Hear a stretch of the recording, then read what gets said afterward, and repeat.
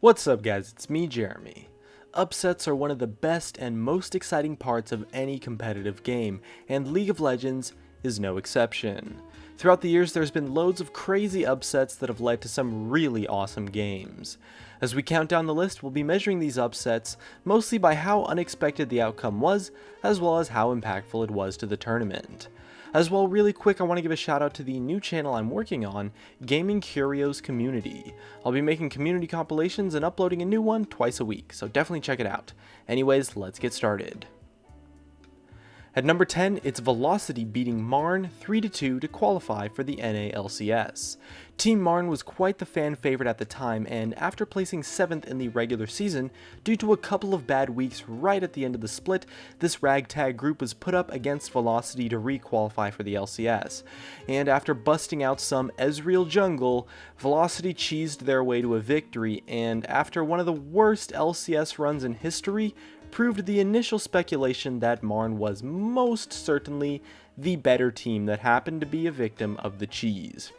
Marn was a huge fan favorite at the time, so seeing them be disqualified was quite unexpected and really surprising to see. Number 9 was Gambit Gaming beating Azubu Frost 2-0 at IEM Katowice. After losing to Azubu Blaze and going 1-2 in the group stage, only to qualify for the bracket playoffs off of some really absurd tiebreaker based on the length of the game time, Gambit wasn't held to too much of an expectation for the playoffs. But in the first tournament they played under the name Gambit Gaming after losing the name of Moscow 5, they managed to pull their squad together to upset Azubu Frost, one of the Korean powerhouses at the time when Korea was emerging as the best region, and take the victory 2-0. Gambit would then go on to 2-0 Azubu Blaze as well and take the entire tournament.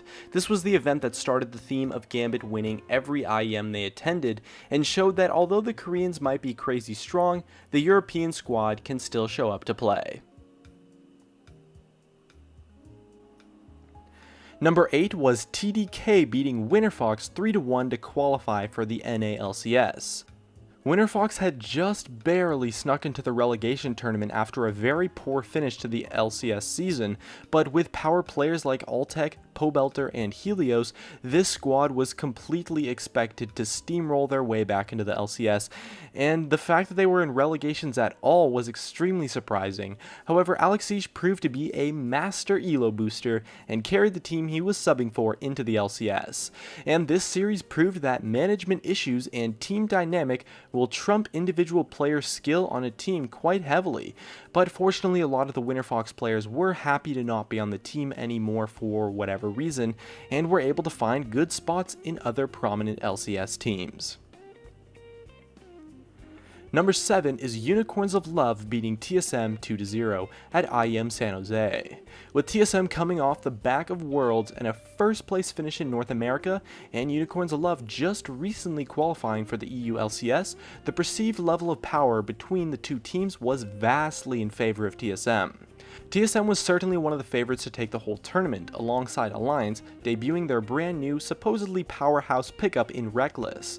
But after busting out some Twisted Fate jungle and a monstrous performance by Power of Evil, we saw the worst tournament performance in Bjergsen's history as a player ever, and really surprised everyone with the chaotic style that UOL would eventually go on to play consistently.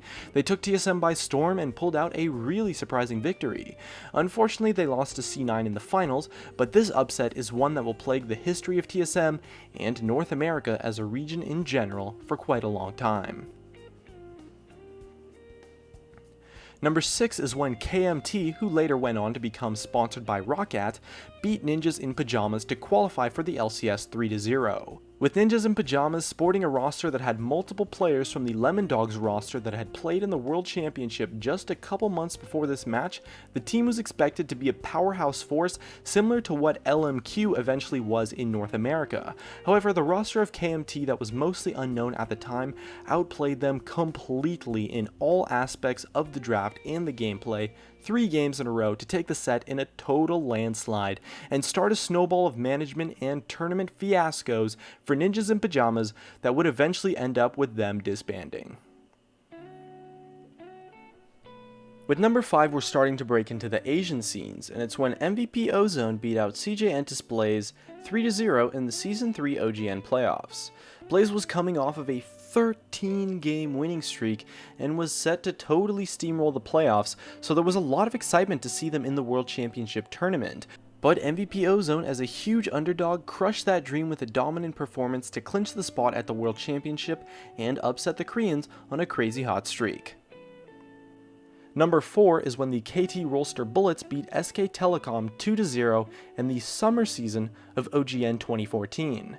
This was Season 4, of course, so SKT had come off the back of a World Championship victory, and in the spring season of OGN, they had gone completely undefeated to crush the Korean scene like no one ever has, while KTB had just barely qualified for that split of OGN.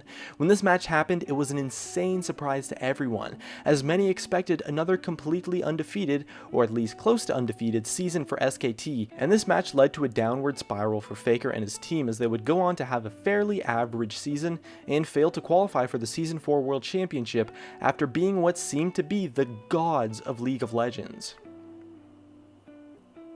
Number 3 is Kaboom beating out Alliance at the Season 4 World Championship.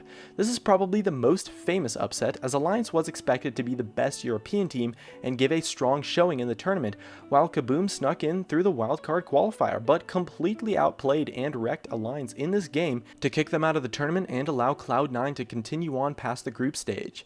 To put it into perspective, the teams that qualify to Worlds through the wildcard tournament have consistently failed to do well in even the challenger scenes, let alone qualify for any LCS.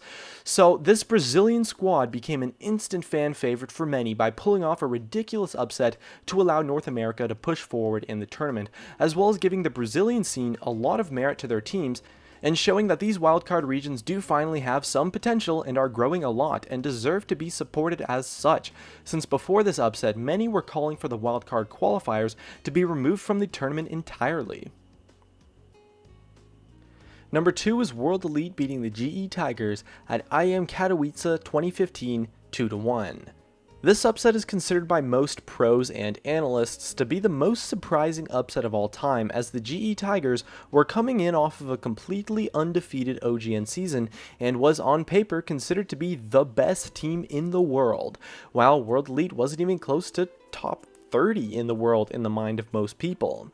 Although World Elite would go on to lose to TSM in the final, this huge upset of a Korean powerhouse is paving the way for China to be the new dominant region in 2015 and led to a downfall of the GE Tigers being on top when they returned to OGN. The Western fans might not have cared too much about this since it was two Asian teams, but it really just came out of nowhere as GET was really expected to steamroll the entire tournament without any trouble at all.